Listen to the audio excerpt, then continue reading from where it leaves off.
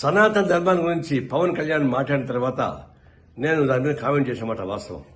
అయితే నా కొటేషన్ తీసుకొని 3 పెళ్లి అని చెప్పేసి మాట పెట్టుకొని నా మీద విమర్శిస్తున్నారు. నేను దానిలోకి పోలే. సనాతన ధర్మంలో విడాకులు ఉంటాయా? నేను అడిగిన ప్రశ్న అది. సనాతన ధర్మంలో విడాకులు లేదు. ఎందుకంటే ఒకసారి పెళ్లి చేసుకున్న తర్వాత భర్త ఎంత వేధించినా, ఎంత ఏడిపించినా, వాళ్ళు ఎంత ఏదో పని చేసినా అతనితోనే కాపురం చేయాలి.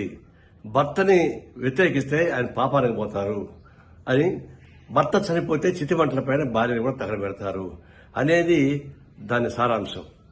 అలాంటి సారాంశం నెత్తికెక్కించుకొని పవన్ కళ్యాణ్ మాట్లాడుతున్నప్పుడు మరి విడాకులే లేనప్పుడు మరి మీరు ముగ్గురికి విడాకులు ఇచ్చారని చెప్పేసి ప్రశ్న నేను ముగ్గురు ఒకసారి పెళ్లి చేసుకొని చెప్పలే.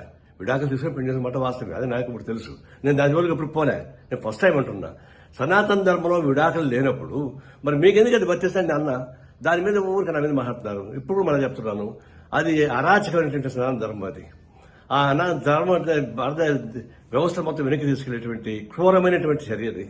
అలాంటి క్రూరమైనటువంటి ఫిలాసఫీని ప్రచారం చేయడం అనేది చాలా ఘోరమైనది. ఇప్పుడు చెప్తున్నా, సనాతన ధర్మాన్ని విమర్శించే వాళ్ళని అరెస్ట్ చేయని చెప్పేసి పవన్ కళ్యాణ్ చెప్తున్నాడు. నేను చెప్తున్నా, సనాతన ధర్మాన్ని సమర్థించే వాళ్ళని అరెస్ట్ చేయమని చెప్పేసి చెప్తున్నా. పవన్ కళ్యాణ్ వాళ్ళని అరెస్ట్ చేయాల్సిందే. అది మన సెక్యులరిజానికి, ప్రజాస్వామ్యానికి, మన రాజ్యాంగానికి అర్థం పట్టే పద్ధతిలో ఉంటుంది. కాబట్టి సనాతన ధర్మాన్ని విమర్శించే వాళ్ళని కాదు, సమాధానం సమర్థించే వాళ్ళని చర్య తీసుకోవాలని కోరుతా ఉన్నా.